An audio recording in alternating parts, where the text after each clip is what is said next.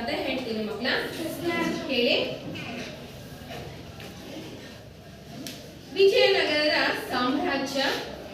ಆ ವಿಜಯನಗರ ಸಾಮ್ರಾಜ್ಯ ಸ್ಥಾಪಕ ನಿಮಗೆ ಗೊತ್ತಿದೆ, ಹೌದಲ್ವಾ? ಯಾರು ವಿಜಯನಗರ ಸಾಮ್ರಾಜ್ಯ ಸ್ಥಾಪಕರು?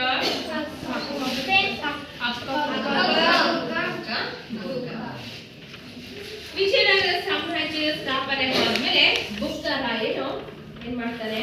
ಜನಾನುರಾಗಿಯಾಗಿ ಆಳ್ವಿಕೆಯನ್ನ ಮಾಡ್ತಾರೆ. ಅವನಿಗೆ ಪ್ರಜೆಗಳಂತಂದ್ರೆ ತುಂಬಾನೇ ಇಷ್ಟ. ಈ ರೀತಿ ಆಳ್ವಿಕೆಯನ್ನ ಮಾಡ್ತಾ ಇರ್ಬೇಕಾದ್ರೆ ಅವರ ಒಂದು ಕಾಲದಲ್ಲಿ ಜೈನ ಧರ್ಮ, ವೈಷ್ಣವ ಧರ್ಮ ತುಂಬಾ ಪ್ರಾಬಲ್ಯದಿಂದ ಕೂಡಿರುತ್ತೆ. ಆ ವೈಷ್ಣವ ಧರ್ಮದಿಂದಲೇ ಹುಟ್ಟುಕೊಂಡಿರುವಂತಹದ್ದು ಜೈನ ಧರ್ಮ. ಆ ಜೈನ ಧರ್ಮದವರು ಮತ್ತೆ ವೈಷ್ಣವ ಧರ್ಮದವರು ಪರಸ್ಪರ ಅನ್ಯೋನ್ಯತೆಯಿಂದ, ಪರಸ್ಪರ ಪ್ರೀತಿಯಿಂದ ಒಂದು ಧರ್ಮದವರು ಮತ್ತೊಂದು ಧರ್ಮದವ್ರನ್ನ ಅನ್ಯೋನ್ಯತಾ ಭಾವದಿಂದ ಕಾಣ್ತಾ ಇರ್ತಾರೆ. ಕಾಲಾನುಕ್ರಮದಲ್ಲಿ ಏನಾಯ್ತು? ಕಾಲಾನುಕ್ರಮದಲ್ಲಿ ಈ ವೈಷ್ಣವ ಧರ್ಮದಲ್ಲಿ ಪೂಜಾ ವಿಧಾನಗಳಲ್ಲಿ, ಜೈನ ಧರ್ಮದಲ್ಲಿ ಯತಿಗಳನ್ನ ನೇಮಿಸ್ಕೋಬೇಕಾದ್ರೆ ಈ ಎಲ್ಲ ಕೆಲವೊಂದು ವಿಚಾರಗಳಲ್ಲಿ ಇಬ್ಬರಲ್ಲೂ ವಾಗ್ವಾದಗಳು, ವಿವಾದಗಳು ಶುರುವಾಗ್ತವೆ. ಒಬ್ರನ್ನೊಬ್ರು ದ್ವೇಷಿಸೋಕೆ ಶುರು ಆಗ್ತವೆ. ಆಗ ಬುಕ್ಕರಾಯ ಏನ್ ಮಾಡ್ದ? ಇವರ ಒಂದು ಏನು ಇವರ ನಡುವೆ ಬಂದಿರ್ತಕ್ಕಂಥ ಕಿತ್ತಾಟ ಯಾಕೆ ಬಂದಿದೆ, ಏನು ಎತ್ತ ಅಂದ್ರೆ ವಿಚಾರಿಸೋಣ ಅಂತ ಹೇಳ್ಬಿಟ್ಟು ಇವ್ರನ್ನ ವೈಷ್ಣವರು ಹಾಗೇನೆ ಜೈನ ಧರ್ಮದವರೆಲ್ಲರನ್ನು 1290ನೇ ಇಸವಿ ಕೀಲಕನಾಮ ಸಂವತ್ಸರ ಭಾದ್ರಪದ ಶುಕ್ಲ 10ನೇ ತಾರೀಕಿನೊಂದು ಏನ್ ಮಾಡ್ತಾರೆ? ಇವ್ರನ್ನ ಒಂದು ಸಭೆಯನ್ನ ಸೇರಿಸ್ಬಿಡ್ತಾರೆ. ಅಲ್ಲೊಂದು ಶಾಸನವನ್ನ ಮಾಡ್ತಾನೆ. ಏನಂತ ಶಾಸನವನ್ನ ಮಾಡ್ತಾನೆ? ವೈಷ್ಣವರು ಇದುವರೆಗೂ ಜೈನ ಧರ್ಮಕ್ಕೆ ಯಾವ ರೀತಿ ಗೌರವವನ್ನ ಕೊಡ್ತಾ ಇದ್ರು ಅದೇ ರೀತಿ ಗೌರವವನ್ನ ಮುಂದೆನೂ ಕೊಡಬೇಕು, ಹೌದಾನೆ? ಅದೇ ರೀತಿ ಜೈನ ಧರ್ಮದವರು ಕೂಡ ವೈಷ್ಣವ ಧರ್ಮಕ್ಕೆ ಮರ್ಯಾದೆಯನ್ನ ಕೊಡಬೇಕು, ಪರಸ್ಪರರು ಅನ್ಯೋನ್ಯತೆಯಿಂದ ಏನ್ ಮಾಡ್ಬೇಕು? ಬಾಳ್ಬೇಕು ಅಂತಕ್ಕಂಥ ಒಂದು ತೀರ್ಮಾನವನ್ನ ಕೊಡ್ತಾನೆ. ಇದನ್ನ ಒಂದು ಕಟ್ಟಳೆಯನ್ನಾಗಿ ವಿಧಿಸ್ತಾನೆ, ಒಂದು ಶಾಸನವನ್ನಾಗಿ ವಿಧಿಸ್ತಾನೆ. ಇದು ರಾಜಶಾಸನ, ಇದು ರಾಜನ ಒಂದು ಕಟ್ಟಳೆ. ಇದನ್ನ ಯಾರಾದ್ರೂ ಮೀರಿದ್ರೆ ಅವ್ರನ್ನ ನಾವೇನಂತ ಪರಿಗಣಿಸ್ತೀವಿ?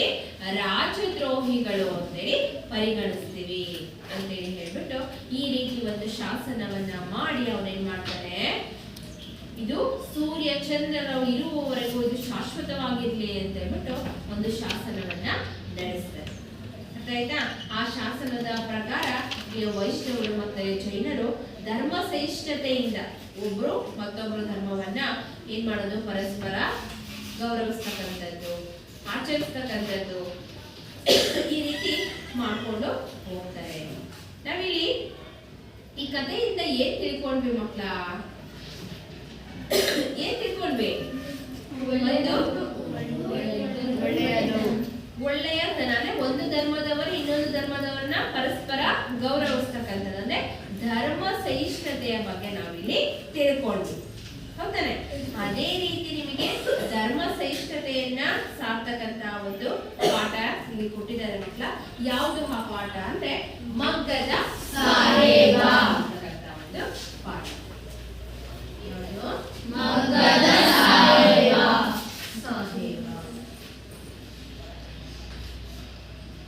ಈ ಮಗ್ಗದ ಸಾಹೇಬ ಅಂತಕ್ಕಂತಹ ಗದ್ಯ ಭಾಗವನ್ನ ಬರೆದವರು ಯಾರು?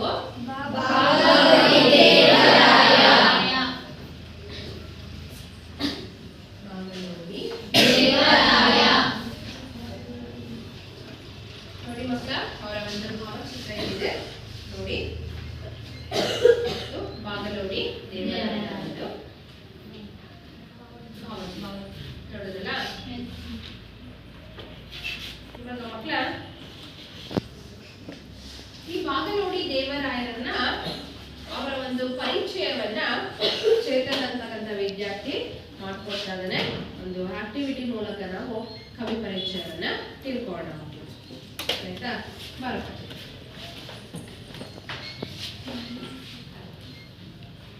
ನನ್ನ ಹೆಸರು ಚೇತನ್ ಅಂತ.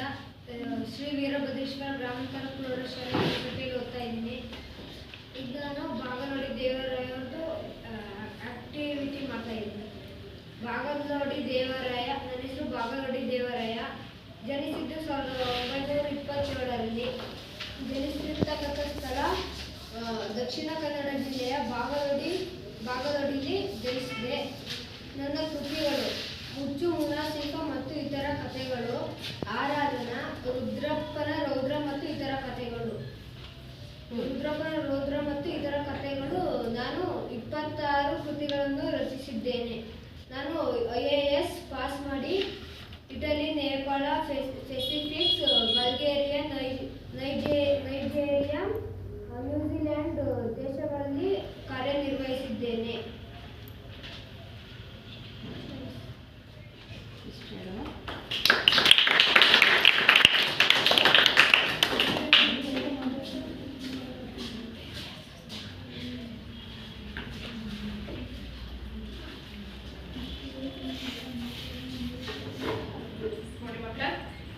ಚೇತನನ ವಿದ್ಯಾರ್ಥಿ ಬಾಗಲೋಡಿ ದೇವರಾಯರ ಬಗ್ಗೆ ತುಂಬಾ ಚೆನ್ನಾಗಿ ಪರಿಚಯವನ್ನ ಮಾಡಿಕೊಟ್ಟಿದ್ದಾರೆ. ಹೌದಾರೆ? ಇನ್ನೊಮ್ಮೆ ನಾನು ಹೇಳ್ತೀನಿ ಕೇಳಿ.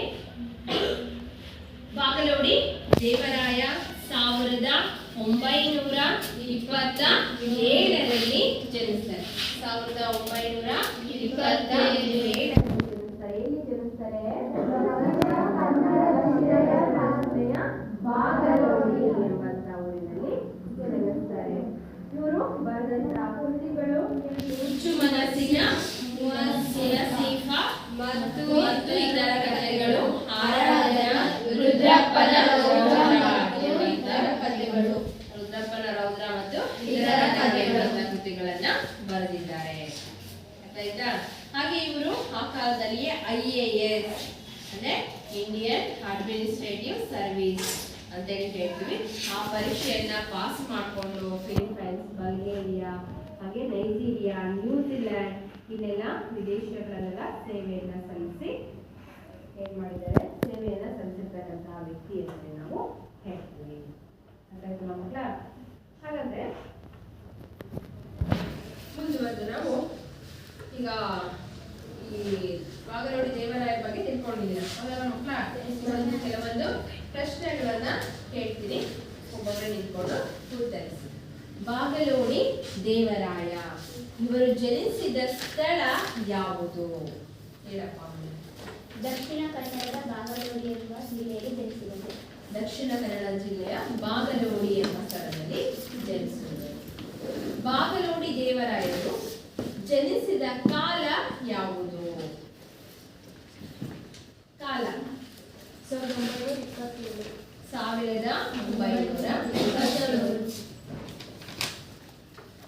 ಬಾಗಲೋಡಿ ದೇವರಾಯರು ಬರೆದಿರ್ತಕ್ಕಂತಹ ಕೃತಿಗಳು ಯಾವ್ಯಾವುದು? ಯಾವ ಕೃತಿಗಳನ್ನು ಬರೆದಿದ್ದಾರೆ?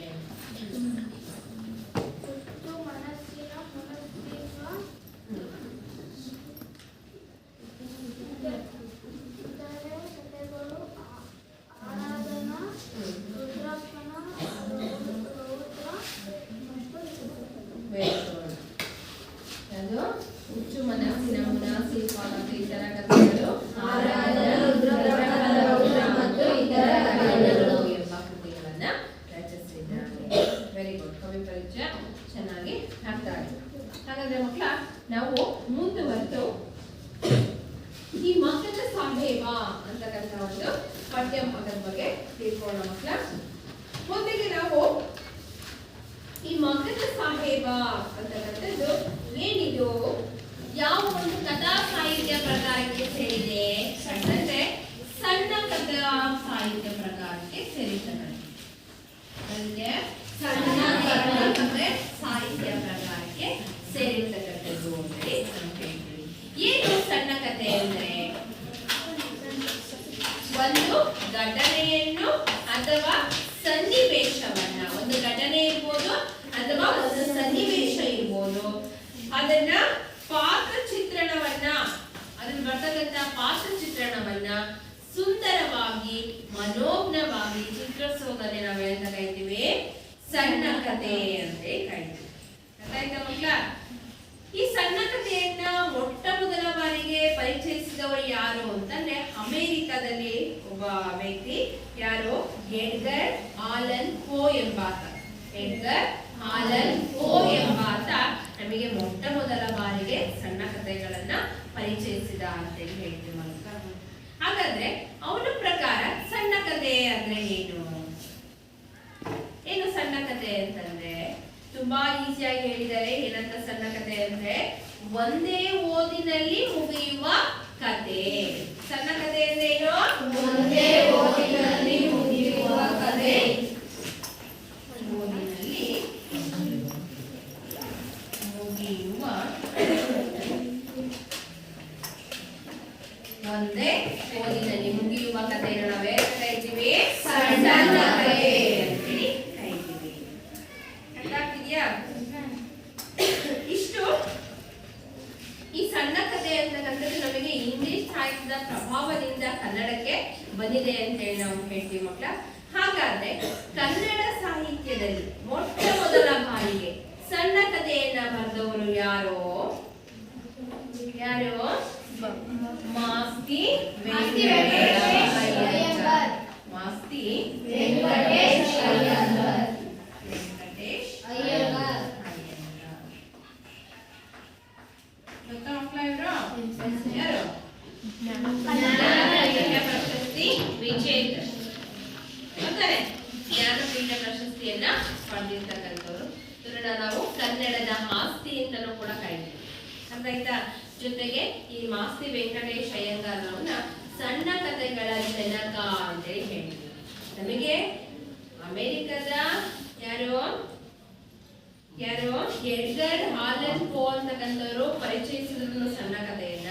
ನಮಗೆ ಕನ್ನಡ ಸಾಹಿತ್ಯದಲ್ಲಿ ಮೊಟ್ಟ ಮೊದಲ ಬಾರಿಗೆ ಸಣ್ಣ ಕಥೆಯನ್ನ ಪರಿಚಯಿಸಿದವರು ಯಾರು ಅಂದ್ರೆ ಮಾಸ್ತಿ ವೆಂಕಟೇಶ್ ಅಯ್ಯಂಗಾರ್ ಅಂತೇಳಿ ನಾವು ಹೇಳ್ತಾ ಹೋಗ್ತೀವಿ. ಅರ್ಥ ಆಯ್ತಾ? ಅದೇ ರೀತಿ ಸಣ್ಣ ಕಥೆಗಳನ್ನ ಬರೆದಂತಹ ಕನ್ನಡದಲ್ಲಿ ಇನ್ನೂ ಹಲವಾರು ಜನ ಕವಿಗಳನ್ನ ನಾವು ನೋಡ್ತಾ ಹೋಗ್ತೀವಿ. ಯಾರ್ಯಾರು?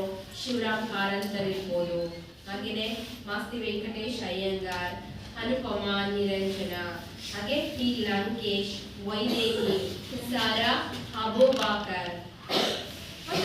ಈ ರೀತಿ ಹಲವಾರು ಜನ ಸಣ್ಣ ಕಥೆಗಳನ್ನ ಬರೆದಿರ್ತಕ್ಕಂತಹ ಕವಿಗಳನ್ನ ನಾವು ಹೆಸರಿಸ್ತಾ ಹೋಗ್ಬೋದು ಮಕ್ಕಳ. ಅದರಲ್ಲಿ ಕೆಲವೊಂದು ಕವಿಗಳ ಒಂದು ಭಾವಚಿತ್ರಗಳನ್ನ ತೋರಿಸ್ತಾ ಹೋಗ್ತೀನಿ ಮಕ್ಕಳ. ನೋಡಿ, ಇವರು ಯಾರ ಮಕ್ಕಳ? ಶಿವರಾಮ ಕಾರಂತ. ಕಡಲ ತೀರ ಭಾರ್ಗವ ಅಂತೇಳಿ ಹೇಳ್ತೀವಿ. ಹಾಗೆ ಜ್ಞಾನಪೀಠ ಪ್ರಶಸ್ತಿ ವಿಜೇತರಾಗಿರ್ತಕ್ಕಂತಹ ಕವಿ ಯಾರು? ಶಿವರಾಮ ಕಾರಂತ. ಇವರು ಕೂಡ ಹಲವಾರು ಸಣ್ಣ ಕಥೆಗಳನ್ನ ಬರೆದು ಪ್ರಸಿದ್ಧತೆಯನ್ನ ಪಡ್ಕೊಂಡಿರ್ತಕ್ಕಂಥದ್ದು. ಹಾಗೇನೆ ನೆಕ್ಸ್ಟ್ ಮತ್ತೆ ಯಾರು?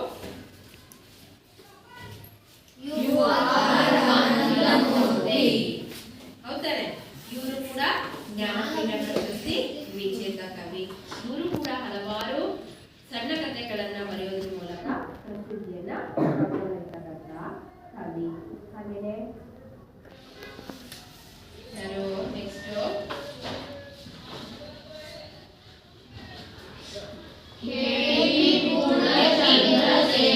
ತೇಜಸ್ವಿ.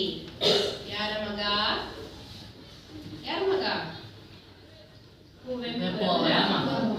ಹೌದಾನೆ? ಇವರು ಕೂಡ ಹಲವಾರು ಸಣ್ಣ ಕಥೆಗಳನ್ನ ಬರೆದು ಪ್ರಸಿದ್ಧತೆಯನ್ನ ಪಡ್ಕೊಂಡಿರ್ತಾರೆ. ಹಾಗೆ ಕೊನೆಯದಾಗಿ ಯಾರು?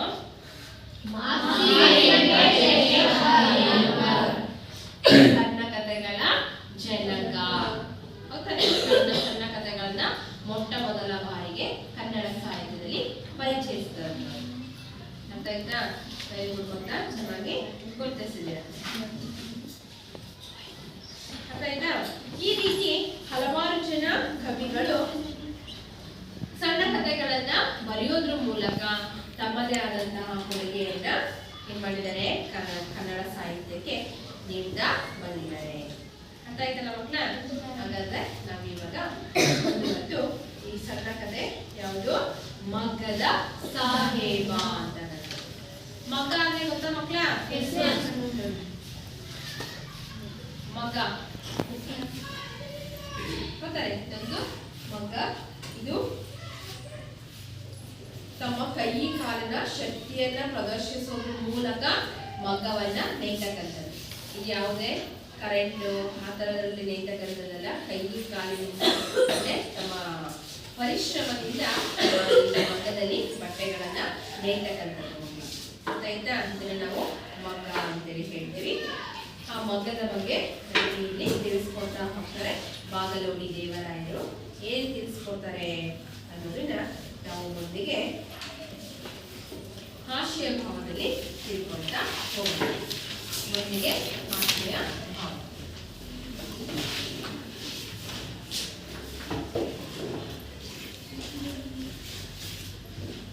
ಏನ್ ಹೇಳ್ತಾರೆ ಈ ಹಾಸ್ಯ ಭಾವದಲ್ಲಿ?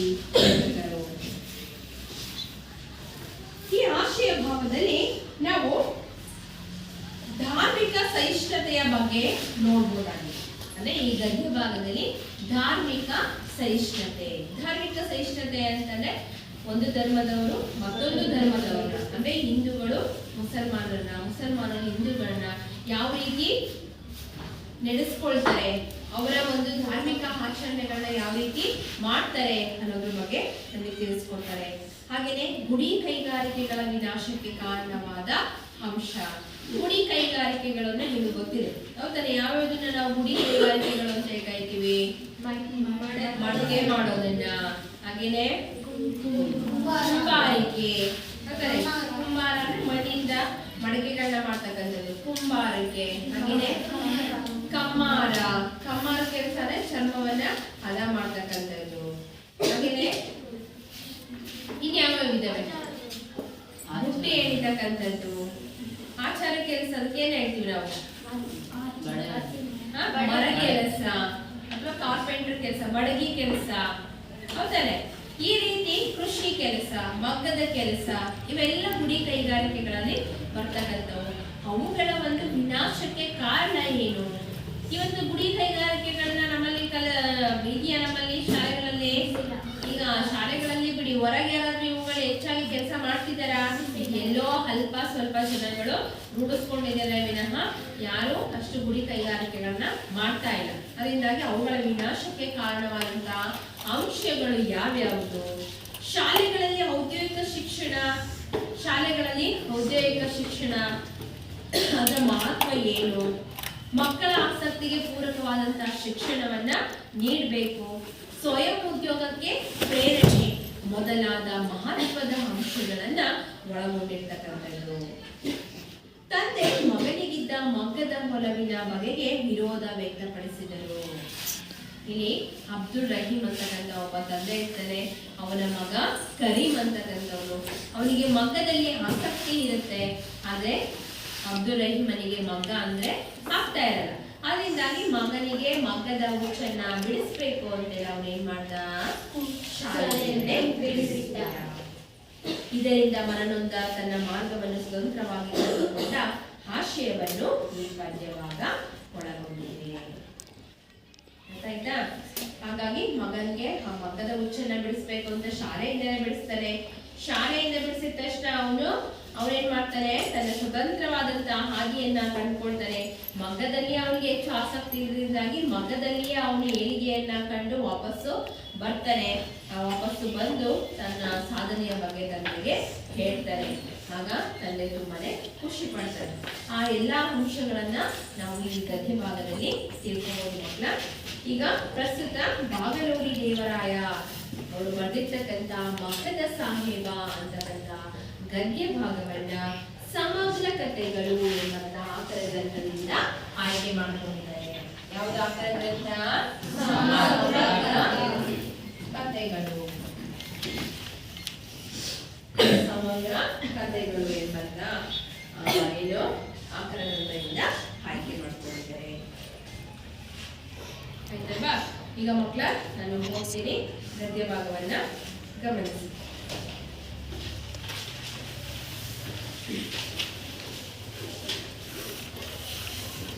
ಮಗ್ಗದ ಸಾಹೇಬ ಅಂದರೆ ಅಬ್ದುಲ್ ರಹೀಂ ಸಾಹೇಬ್ ಮಗ್ಗವನ್ನು ಮುಟ್ಟದೆ 20 ವರ್ಷಕ್ಕೂ ಹೆಚ್ಚಾಗಿದೆ.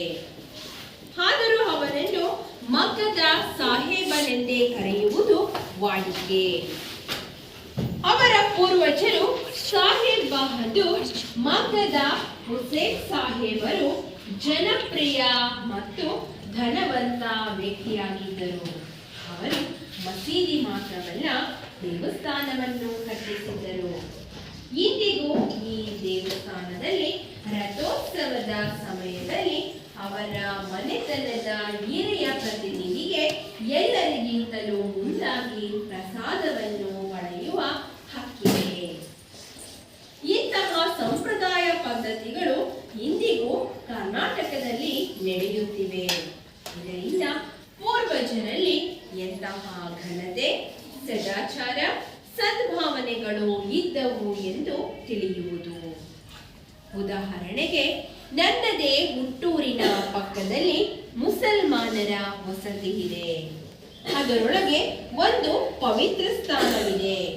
ಅಲ್ಲಿ ಉರ್ಸ್ ಎಂಬ ಮುಸಲ್ಮಾನರ ಧಾರ್ಮಿಕ ಉತ್ಸವದ ಕಾಲದಲ್ಲಿ ನಮ್ಮ ಮನೆತನದ ಒಬ್ಬ ಪ್ರತಿನಿಧಿ ಇದ್ದೇ ಇರಬೇಕೆಂಬ ಸಂಪ್ರದಾಯ ಇತ್ತು. ಹಾಗೆಯೇ ಗಣೇಶ ಚತುರ್ಥಿ, ಕೃಷ್ಣಾಷ್ಟಮಿಗಳ ಮರುದಿನ ಮುಸಲ್ಮಾನ ಸಮಾಜದ ಪ್ರತಿಷ್ಠಿತ ಮುಖ್ಯಸ್ಥರು ನಮ್ಮ ಮನೆಗೆ ಬರುವುದು, ಕುಶಲೋಪಚಾರ ಮಾತನಾಡುವುದು, ಅವರಿಗೆ ನಾವು ಮೋದಕ, ಉಂಡೆ, ಚಕ್ಕುಲಿ ಇತ್ಯಾದಿ ಹಬ್ಬದ ಭಕ್ಷ್ಯ ಭೋಜ್ಯಗಳನ್ನು ವಿತರಣೆ ಮಾಡುವ ಸಂಪ್ರದಾಯವಿತ್ತು. ಒಂದು ಬಾರಿ ನಮ್ಮ ತಾಯಿ ಕಾಯಿಲೆ ಬಿದ್ದ ಕಾರಣ ತಂದೆಯವರು ಅಂಗಡಿಯಿಂದ ಲಡ್ಡುಗಳನ್ನು ಕೊಂಡುಕೊಟ್ಟುದಕ್ಕೆ ಅವರಿಗೆ ಬಹಳ ಸಿಟ್ಟು ಬಂತು. ಆದರೆ ಅಂಗಡಿಯಿಂದ ತೆಗೆದುಕೊಳ್ಳಲು ನಮ್ಮಲ್ಲಿ ಹಣವಿಲ್ಲವೇ? ಮನೆಯಲ್ಲಿ ಕಾಯಿಲೆ ಇದ್ದರೆ ಒಂದು ತುಂಡು ಬೆಲ್ಲವನ್ನು, ಕಲ್ಲು ಸಕ್ಕರೆ ಹರಳನ್ನು ಕೊಡಿ. ನಿಮ್ಮ ಹಬ್ಬದ ಪೂಜೆಯ ಪ್ರಸಾದವನ್ನು ನಾವು ತೆಗೆದುಕೊಳ್ಳುವುದು ತಲತಲಾಂತರದಿಂದ ಬಂದ ಹಳೆಯ ಸಂಪ್ರದಾಯ. ಅಂಗಡಿಯಿಂದ ಮಿಠಾಯಿಯನ್ನು ಪ್ರಸಾದವೆಂದು ಕೊಡುವುದು ಸರಿಯೇ ಎಂದು ಕೇಳಿಯೇ ಬಿಟ್ಟಿದ್ದರು. ಅದು ಹೇಗೆ ಇರಲಿ, ಈಗ ಅಬ್ದುಲ್ ರಹೀಮನಿಗೆ ಮಗ್ಗದ ಸಾಹೇಬ ಎಂದು ಹೇಳಿದರೆ ಬಹು ಸಿಟ್ಟು ಬರುತ್ತಿತ್ತು. ಅನಿಷ್ಟ, ಮಗ್ಗದ ಹೆಸರೆತ್ತಬೇಡಿ, ಮಗ್ಗವಲ್ಲ ಕೊರಳಿಗೆ ಹಗ್ಗ ಎಂಬುದು ಆತನ ನಿರಾಶೆ, ರೋಷಗಳ ಉದ್ಗಾರವಾಗಿತ್ತು. ಏಕೆಂದರೆ ಅವನ ಅಜ್ಜನ ಕಾಲದಲ್ಲಿ ಬ್ರಿಟಿಷರು ಹಗ್ಗದ ವಿಲಾಯತಿ ಮಿಲ್ಲಿನ ಬಟ್ಟೆಗಳನ್ನು ನಮ್ಮ ದೇಶದಲ್ಲಿ ಏರ್ಬಿಟ್ಟರು. ಅವೇನು ನಿಜಕ್ಕೂ ನಿಕೃಷ್ಟ ವಸ್ತುಗಳು. ಒಂದು ವರ್ಷದೊಳಗೆ ಕಳೆ ಬರಗಳಾಗಿ ಹರಕು ಚಿಂದಿಯಾಗುವವು.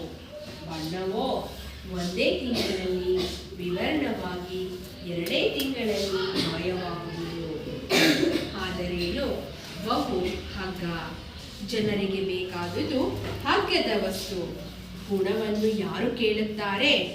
ಹಗ್ಗದ ಮಾಲಿನ್ಯದೇ ಆಧಿಪತ್ಯವಾಯಿತು. ಮಗ್ಗದವರು ಭಿಕಾರಿಗಳಾದರು. ಅವರ ಹಣಕ್ಕೆ ಸಂಚಕಾರವಾಯಿತು. ಇಷ್ಟಿರಲಿ ಮಕ್ಕಳ, ಮುಂದಿಂದು ನೆಕ್ಸ್ಟ್ ಕ್ಲಾಸಲ್ಲಿ ನೋಡೋಣ. ಇವಾಗ ನೀವುಗಳು ಹೋಗಿ ಮಕ್ಕಳ.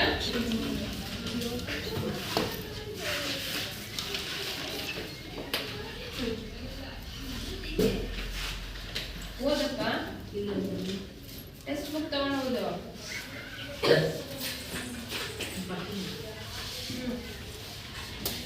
ಹಗ್ಗದ ಸಾಹೇಬ ಅಂದರೆ ಅಬ್ದುಲ್ ರಹೀಂ ಸಾಹೇಬ್.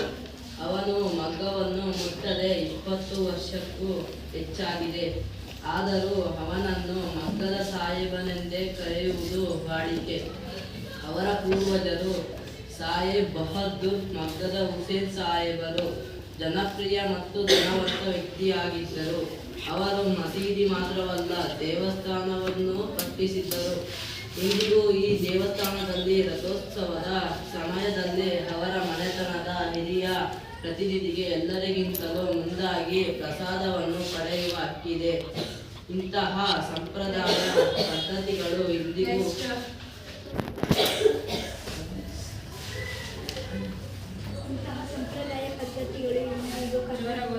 ಕರ್ನಾಟಕದಲ್ಲಿ ನಡೆಯುತ್ತಿವೆ. ಇದರಿಂದ ಪೂರ್ವಜರಲ್ಲಿ ಎಂತಹ ಘನತೆ, ಸದಾಚಾರ, ಸದ್ಭಾವನೆಗಳು ಇದ್ದವು ಎಂದು ತಿಳಿಯುವುದು. ಉದಾಹರಣೆಗೆ, ನನ್ನದೇ ಹುಟ್ಟೂರಿನ ಪಕ್ಕದಲ್ಲಿ ಮುಸಲ್ಮಾನರ ವಸತಿ ಇದೆ. ಅದರೊಳಗೆ ಒಂದು ಪವಿತ್ರ ಸ್ಥಾನವಿದೆ. ಅಲ್ಲಿ ಉರ್ಸ್ ಎಂಬ ಮುಸಲ್ಮಾನರ ಧಾರ್ಮಿಕ ಉತ್ಸವದ ಕಾಲದಲ್ಲಿ ನಮ್ಮ ಮನೆತನದ ಒಬ್ಬ ಪ್ರತಿನಿಧಿ ಇರಬೇಕೆಂಬ ಸಂಪ್ರದಾಯ ಇತ್ತು.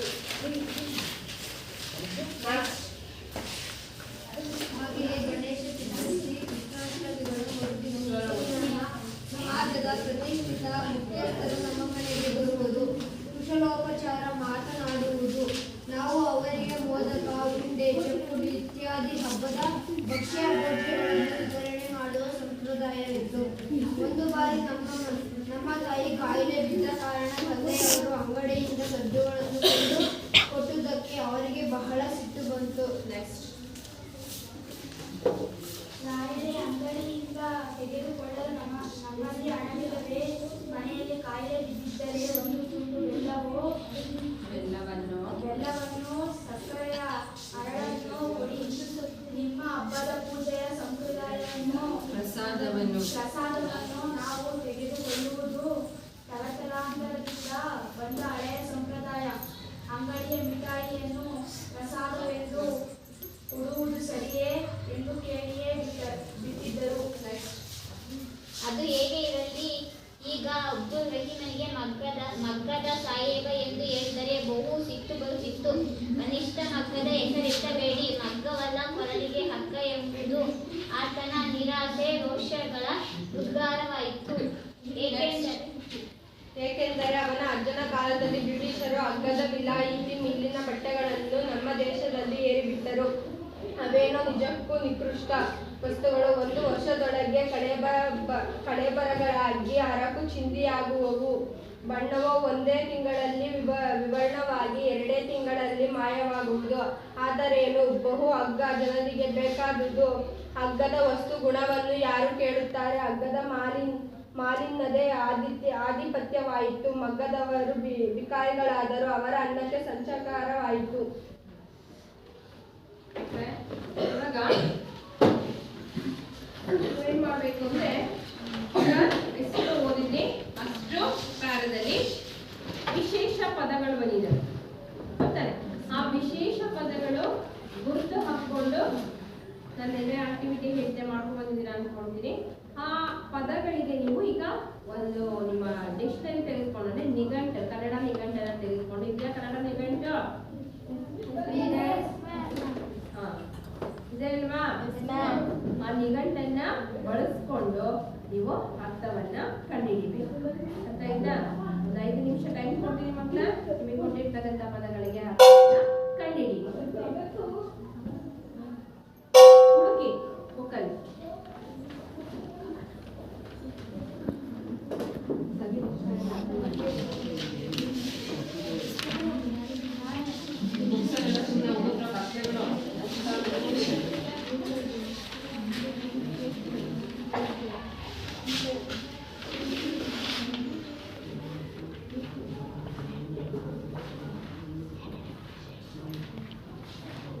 ಹುಡುಕಿ ಮಕ್ಕಳ.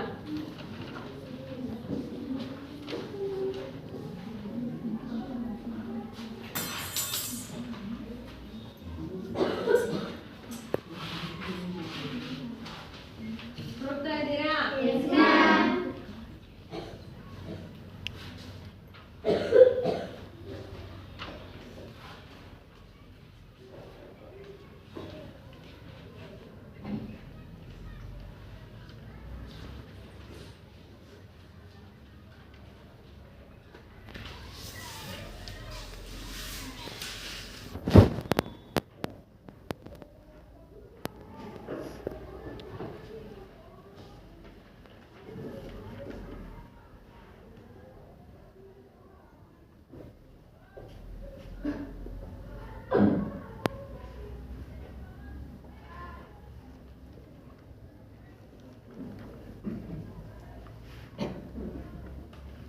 ಅಲ್ವಾ?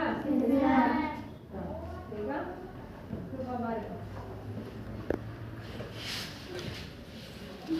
ಈಗ ಸ್ವಲ್ಪ ನೀವು ಹೇಳ್ತಕ್ಕಂತಹ ವಿಶೇಷ ಪದಗಳು, ಅವುಗಳಿಗೆ ಅರ್ಥವನ್ನ ಬರೀತಾರೆ. ಮೊದಲನೇದಾಗಿ ಹೇಳಿ. ಕುಶಲೋಪಚಾರ.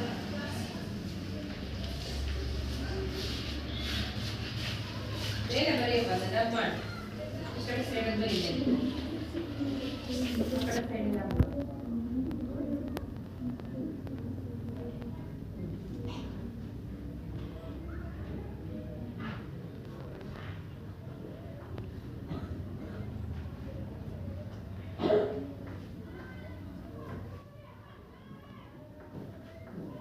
ಕುಶಲೋಪಚಾರ ಇದೊಂದು ವಿಶೇಷ ಪದ. ಇದರ ಅರ್ಥ ಏನಪ್ಪ? ಯೋಗಕ್ಷೇಮ. ವೆರಿ ಕುತ್ಕೊಳ್ಳಿ. ಯೋಗಕ್ಷೇಮ. ನೆಕ್ಸ್ಟ್ ಪದ ಹೇಳಪ್ಪ. ಘನತೆ. ಘನತೆ. ಏನು ಘನತೆ ಅಂದ್ರೆ? ಗೌರವ. ಗೌರವ. Very good. ನೆಕ್ಸ್ಟ್ ಸದಾಚಾರ. ಸದಾಚಾರ. ಅದು ಪದವನ್ನ ತೋರಿಸ್ಬೇಕು ನೀವು. ಸದಾಚಾರ. ಏನು ಸದಾಚಾರ ಅಂದ್ರೆ? ಒಳ್ಳೆಯ ಆಚಾರ. ಒಳ್ಳೆಯ ಆಚಾರ. ಗುಡ್. ನೆಕ್ಸ್ಟ್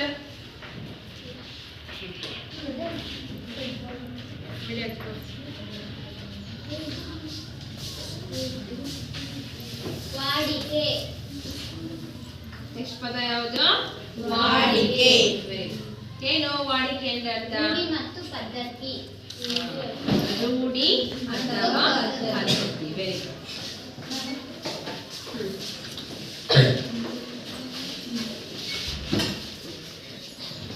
ಸದ್ಭಾವನೆ.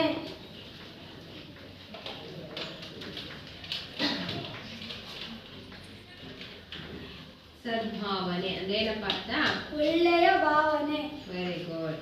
ಒಳ್ಳೆಯ ಭಾವನೆ. ಜನಪ್ರಿಯ.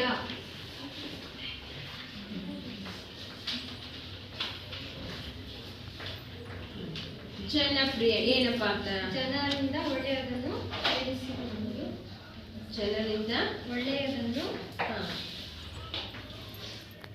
ಜನರಿಂದ ಒಳ್ಳೆಯದನ್ನು ಬಯಸುವುದು. ಬಯಸುವುದು.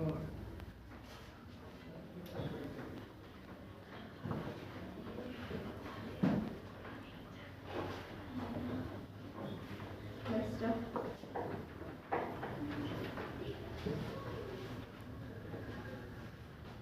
ಪೂರ್ವಜರು.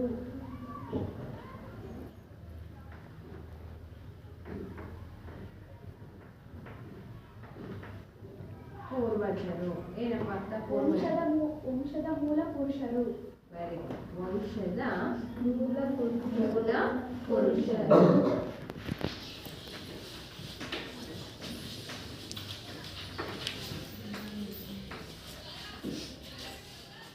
ಧನವಂತ. ಧನವಂತ. ಧನವಂತ ಅಂದ್ರೆ ಏನಪ್ಪ ಅರ್ಥ? ಶ್ರೀಮಂತ. ಶ್ರೀಮಂತ. Very good. ತಲತಲಾಂತರದಿಂದ. ತಲತಲಾಂತರ.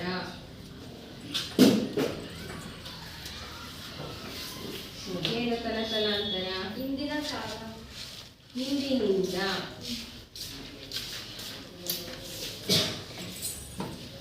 ಮುಗಿದ್ವಾ? Very good. ತುಂಬಾ ಪದಗಳನ್ನ, ವಿಶೇಷ ಪದಗಳನ್ನ ನೋಡ್ತಿದ್ದೀರಾ. ಹಾಗೆಯೇ ಯಾರು ತುಂಬಾ ಚೆನ್ನಾಗಿ ಬರ್ದಿದ್ದಾರೆ. ಸ್ಪೆಲ್ಲಿಂಗ್ ಮಿಸ್ಟೇಕ್ಸ್ ಏನು ಇಲ್ದಂಗೆ. ಹೌದಾನೆ? ಕ್ಲಾಸ್ ಹಾಕಿ ಬಂದು ತುಂಬಾ ಚೆನ್ನಾಗಿ ಪದಗಳಿಗೆ ಅರ್ಥವನ್ನ ಕಂಡುಹಿಡಿದಿದ್ದೀರಾ ಮಕ್ಕಳ. ಈಗ ನಾವು ಮುಂದೆ ಬಂದು ಗದ್ಯ ಭಾಗಕ್ಕೆ ಹೋಗೋಣ ಮಕ್ಕಳ.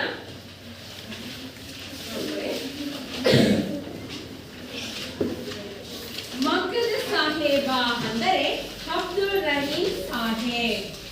ಇಲ್ಲಿ ಮಕ್ಕಳ ಕೆಲವೊಂದು ಪಾತ್ರಗಳು ಬರ್ತಾ ಹೋಗ್ತವೆ. ಯಾವ್ಯಾವ ಆ ಪಾತ್ರಗಳು? ಒಂದು ಅಬ್ದುಲ್ ರಹೀಂ. ಯಾರು? ಅಬ್ದುಲ್ ರಹೀಂ. ಅಬ್ದುಲ್ ರಹೀಂ. ಹಾಗೆಯೇ ಉದಯ ಸಾಹೇಬರು.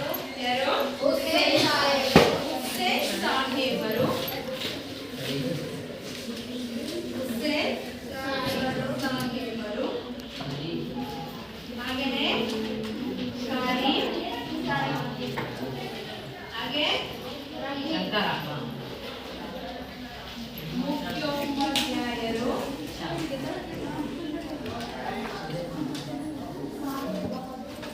ಆಗ್ತಾರೆ. ಈ ರೀತಿ ಹಲವಾರು ಪಾತ್ರಗಳು ಬರ್ತಾ ಹೋಗ್ತವೆ. ಅದರಲ್ಲಿ ಅಬ್ದುಲ್ ರಹೀಮ್ ಅಂತ ಇವ್ರನ್ನ ನಾವು ಏನಂತ ಕರಿತೀವಿ? ಮಗ್ಗದ ಸಾಹೇಬ ಅಂತೇಳಿ ಕರಿತೀವಿ. ಏನಂತ ಕರಿತೀವಿ? ಅಬ್ದುಲ್ ರಹೀಮನ್ನ ಕರಿತೀವಿ. ಅವನ ಮಗವನ್ನು ಮುಟ್ಟದೆ 20 ವರ್ಷಕ್ಕೂ ಹೆಚ್ಚಾಗಿದೆ. ಅವನ ಮಗವನ್ನು ಮುಟ್ಟದೆ ಎಷ್ಟು ವರ್ಷಗಳಿಗೂ ಹೆಚ್ಚಾಗಿದೆ ಮಕ್ಕಳ?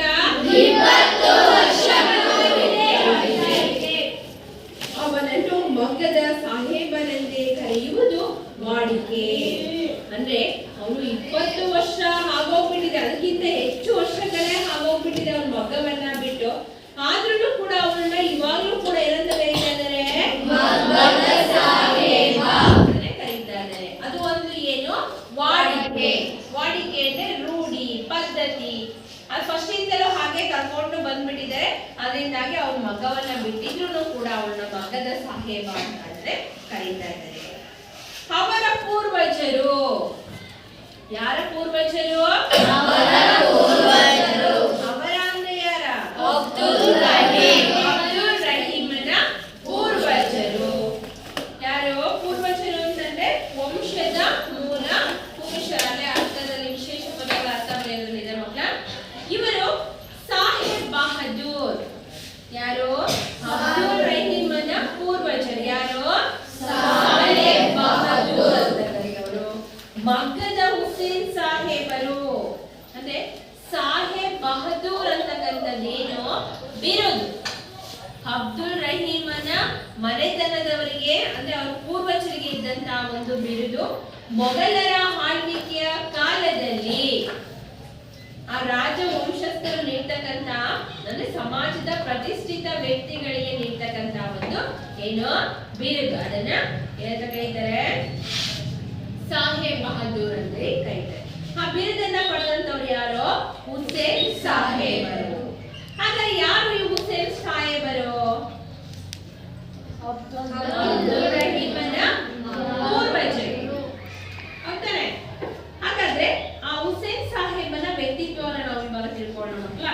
ಹುಸೇನ್ ಸಾಹೇಬರು ಜನಪ್ರಿಯ ಮತ್ತು ಧನವಂತ ವ್ಯಕ್ತಿಯಾಗಿದ್ದರು. ಹುಸೇನ್ ಸಾಹೇಬರು ಏನಾಗಿದ್ರು? ಜನಪ್ರಿಯ ಮತ್ತು ಧನವಂತ ವ್ಯಕ್ತಿಯಾಗಿದ್ದರು. ಅಂದ್ರೆ ಜನಪ್ರಿಯ ಅಂದ್ರೆ ಜನರ ಮೆಚ್ಚುಗೆಗೆ ಪಾತ್ರನಾಗಿದ್ದಂತವನು. ಅಂದ್ರೆ ಜನಗಳಿಗೆಲ್ಲ ಸಾಹೇಬ್ ಬಹದ್ದೂರ್ ಅಂದ್ರೆ ತುಂಬಾನೇ ಇಷ್ಟ. ಅರ್ಥ ಆಗ್ತಿದ್ಯಾ? ಅದರಿಂದಾಗಿ ಜನಪ್ರಿಯ ವ್ಯಕ್ತಿ ಮತ್ತೆ ಧನವಂತನಾಗಿದ್ದ, ತುಂಬಾ ಹಣವಂತ, ಶ್ರೀಮಂತನಾಗಿದ್ದ. ಜೊತೆಗೆ ಇವನು ಮಸೀದಿ ಮಾತ್ರವಲ್ಲ ದೇವಸ್ಥಾನವನ್ನು ಕಟ್ಟಿಸಿದನು. ಇವನೊಬ್ಬ ಮುಸಲ್ಮಾನನಾಗಿದ್ರು ಕೂಡ ಅವನು ಮಸೀದಿ ಮಾತ್ರ ಅಲ್ಲ ದೇವಸ್ಥಾನವನ್ನು ಕೂಡ ಕಟ್ಟಿಸಿದ.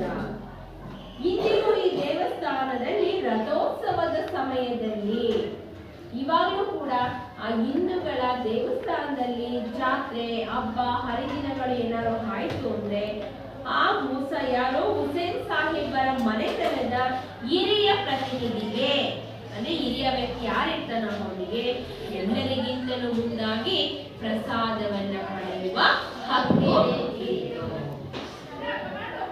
ಆಯ್ತಾ ಮಕ್ಕಳ? ಇಷ್ಟು ಇಲ್ಲಿ ಇನ್ನ ಮುಂದುವರೆದಂತಹ ಭಾಗವನ್ನು ನಾನು ನಾಳೆ ಮಾಡ್ತೀನಿ. ಆಯ್ತಾ? ಈಗ ಒಂದು ಮೌಲ್ಯಮಾಪನ ಚಟುವಟಿಕೆ ಮಾಡೋಣ ಮಕ್ಕಳ. ನಾವು ಪ್ರಶ್ನೆ ಕೇಳ್ತಾ ಹೋಗ್ತೀವಿ.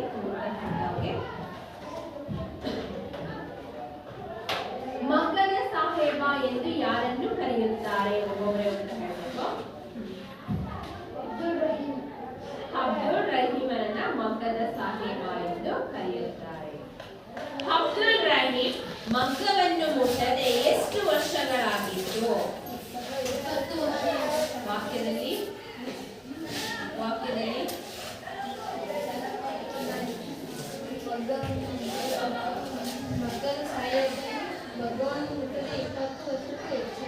ಅಬ್ದುಲ್ ರಹೀಮ್ ಸಾಹೇಬನು ಮಗ್ಗವನ್ನು ಮುಟ್ಟದೆ 20 ವರ್ಷಕ್ಕೂ ಹೆಚ್ಚಾಗಿತ್ತು.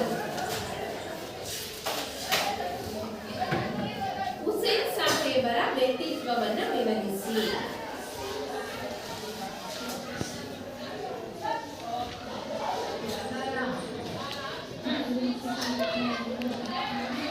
ಹುಸೇನ್ ಸಾಹೇಬರು ಜನಪ್ರಿಯ ಮತ್ತು ಧನವಂತ ವ್ಯಕ್ತಿಯಾಗಿದ್ದರು.